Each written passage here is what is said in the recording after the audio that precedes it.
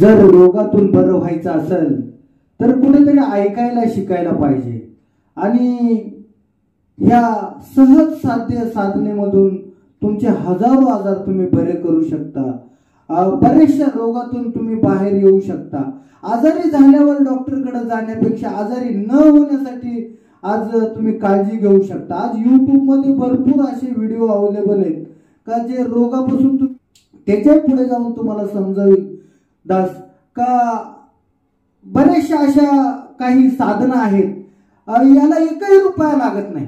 हे बिना पैशाचं घरच्या घरी तुम्हाला बरं व्हायचे, याला कुठल्याही प्रकारचा खर्च नाहीये, फक्त एकच खर्च आहे आणि तो म्हणजे एकत्र या आणि पांडुरंगाचं ध्यान करा, हरिपाठ करा, कीर्तन करा, भजन करा आणि ह्या भजनाच्या माध्यमातून एकत्र प्रार्थना करा आणि 100% तुम्हाला रिझल्ट मिळाल्याशिवाय राहणार नाही। कारण दासचा हा खूप जुना अनुभव आहे। बरेचशा सभासदांना अशा पद्धतीने दास घरच्या घरीच बरं केलेले, ज्यांना जवळजवळ सकाळ दुपार संध्याकाळ रात्री झोपेपर्यंत ज्यांना गोळ्या चालू होत्या आज त्यांना गोळ्या नाही, ज्यांना शुगरच्या डायबिटीजचे जे इंजेक्शन घ्यायचे होते आज त्यांना डायबिटीजचे इंजेक्शन घ्यायची गरज नाही।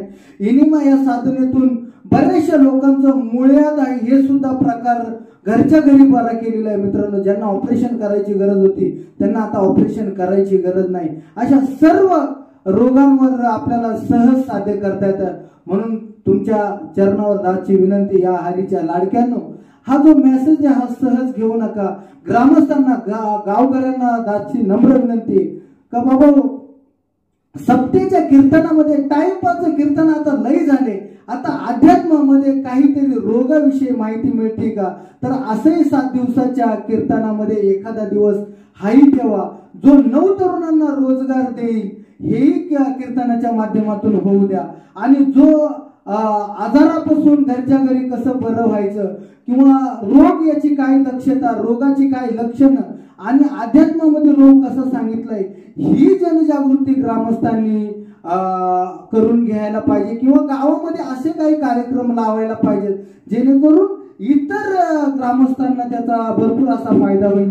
जे आजारी त्यांनाही फायदा होईल आणि जे भविष्यात आजारी होणार आहे अशांनाही फायदा होईल।